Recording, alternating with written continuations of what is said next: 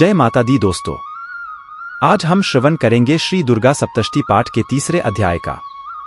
महिषासुर की सेना नष्ट होती देखकर महर्षि मेधा ने कहा, उस सेना का सेनापति चिक्षुर क्रोध में भरकर देवी के साथ युद्ध करने के लिए आगे बढ़ा।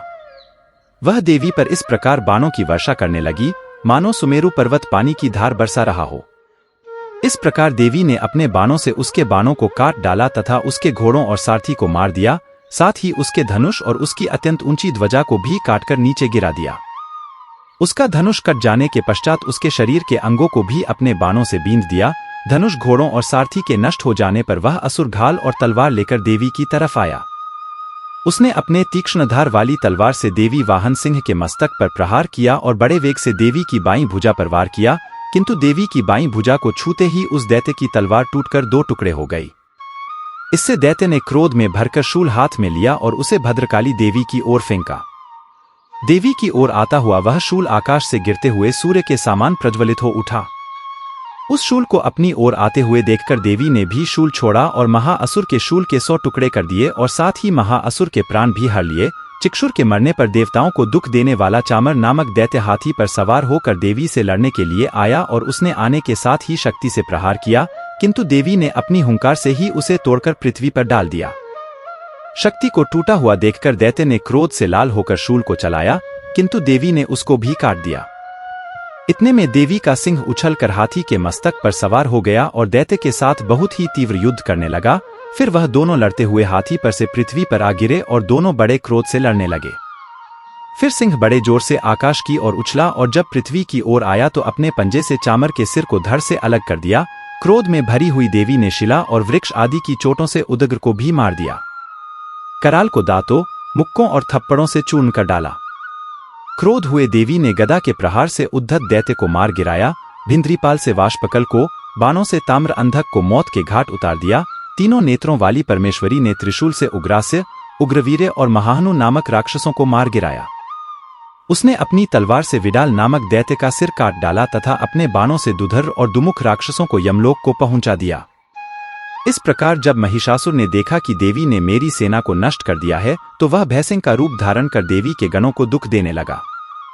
उन गणों में कितनों को उसने मुख के प्रहार से, कितनों को खुरों से, कितनों को पूंछ से, कितनों को सींगों से, बहुतों को दौड़ने के वेग से, अनेकों को सिंहनाद से, कितनों को चक्कर देकर और कितनों को श्वास वायु के झोंकों से पृथ्वी पर गिरा दिया।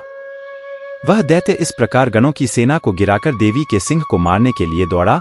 इस पर देवी को बड़ा गुस्सा आया। उधर दैत्य भी क्रोध में भरकर धरती को खुरों से खोदने लगा तथा सींगों से पर्वतों को उखाड़ उखाड़ कर धरती पर फेंकने लगा और मुख से शब्द करने लगा।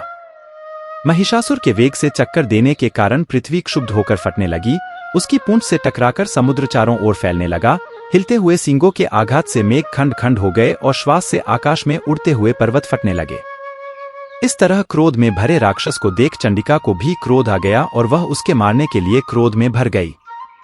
देवी ने पाश फेंककर दैत्य को बांध लिया और उसने बंध जाने पर दैत्य का रूप त्याग दिया और सिंह का रूप बना लिया। और ज्यों ही देवी उसका सिर काटने के लिए तैयार हुई कि उसने पुरुष का रूप बना लिया, जो कि हाथ में तलवार लिए हुए था। देवी ने तुरंत ही अपने बाणों के साथ उस पुरुष को उसकी तलवार घाल सहित बींध डाला।